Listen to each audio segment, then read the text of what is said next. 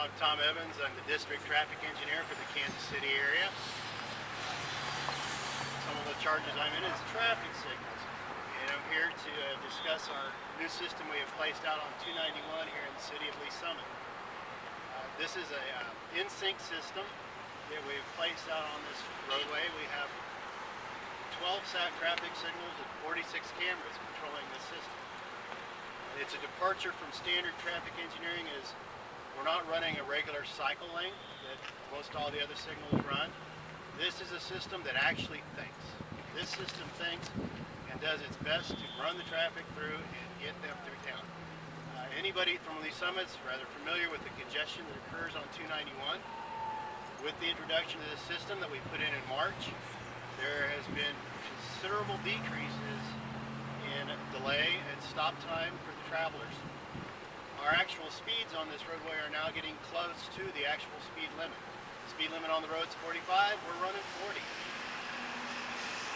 The actual number of stops that people stop at a traffic signal, in some time frames of the day we have reduced it 94%. Very few locations have changed for the worse.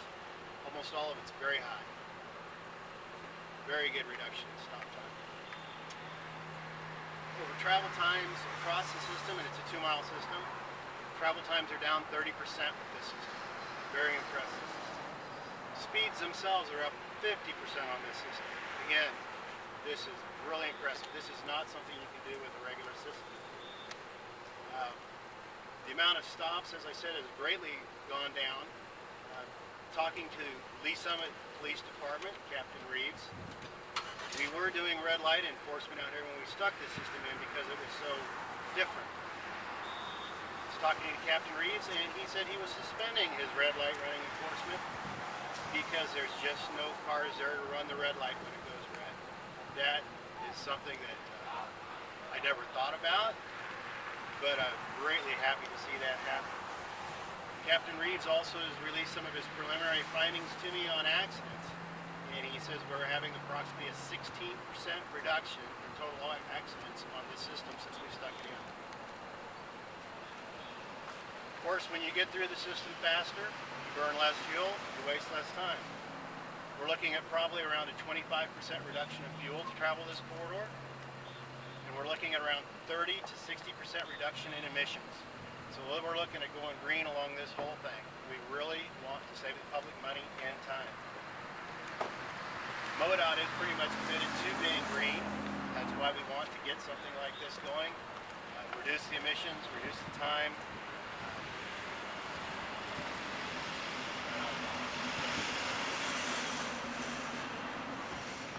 Now I want to introduce Reggie Chandra. He's the inventor of this system and worked with me greatly on getting it in place.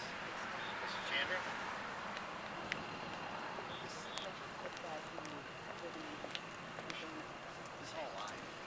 My name is Reggie Chandra, and I'm CEO of Rhythm Engineering out of Lenexa, Kansas. And it's a privilege for me to be here today because about a year and a half ago when I approached MoDOT with this concept that was fundamentally different from anything else that's ever been implemented in the traffic space, MoDOT was willing to listen and hear what we had to say and believe in us enough to deploy the system. Now, to talk a little bit about this system, I have to talk about what is happening, what is the state of the art in traffic engineering currently. The systems are about 30 to 50 years old. So this system is a departure from previous architecture. If you can imagine a little robot at each traffic light that has a camera, which is its eye, looks at actual traffic in real time, and then these robots are talking to each other. They know how many cars are coming down the pipe, and they make changes to move the traffic effectively through the system. Now, we knew how good the system was going to be. We have about 7, 8 systems already deployed. But for a third-party agency to come in and do a scientific study and say, this system has reduced stops by 95%, it is quite gratifying. I'm proud to be part of this project.